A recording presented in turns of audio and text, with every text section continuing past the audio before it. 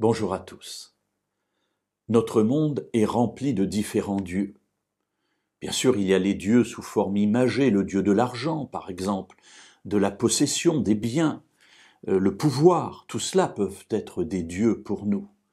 Mais il y a aussi dans différentes civilisations différents dieux. À une époque, on pensait que le tonnerre était un dieu, ou que le crocodile était un dieu. Il y a même un pays où on pense que les vaches sont sacrées et sont là comme des représentantes de Dieu. La Bible va présenter un Dieu différent. Un Dieu qui parle, qui nous parle, un Dieu qui s'exprime, un Dieu qui se met à notre portée pour être à notre écoute, nous soutenir, nous conduire, nous encourager, un Dieu qui nous sauve, un Dieu qui est notre Créateur. Alors, à cette époque-là, il y avait aussi d'autres dieux. En fait, seul le peuple d'Israël était un peuple avec un Dieu unique, l'Éternel, qui s'était révélé à Moïse par son nom. Et tout le reste de l'humanité était rempli de personnes qui étaient des idolâtres, c'est-à-dire des gens qui croyaient dans des formes de dieux, sous, justement, je le disais tout à l'heure, sous forme de crocodile, ou le Nil, ou va-t-en savoir quoi encore.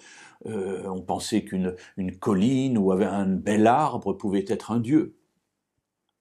Dans le chapitre 42 du livre d'Ésaïe, Dieu se présente et s'affirme comme étant le seul Dieu, le Dieu unique. Et je vous invite à lire le verset 8. Je suis l'Éternel, c'est là mon nom, et je ne donnerai pas ma gloire à un autre, ni mon honneur aux statues. Voilà, Dieu se présente comme étant le seul qui est vivant, qui est capable de parler, d'interagir avec les êtres humains. Et ce qu'il dit est intéressant. J'ai un nom, et mon nom c'est l'Éternel. Et oui, Dieu s'est révélé par son nom à Moïse. On trouve cela dans le livre de l'Exode. Et ce nom va être, j'allais dire, le témoignage de la véracité de ce Dieu qui était, qui est et qui sera.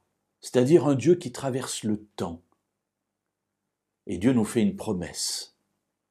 Jamais il ne donnera sa gloire à d'autres dieux qui n'existent pas, ni aux statues. Oui, mes amis, les statues sont des créations humaines. Dieu est esprit, Dieu est éternel, Dieu est tout-puissant. Dieu est celui qui se révèle à nous dans notre cœur par la présence de son esprit en nous. Ce Dieu-là, l'Éternel, lui est le vrai Dieu.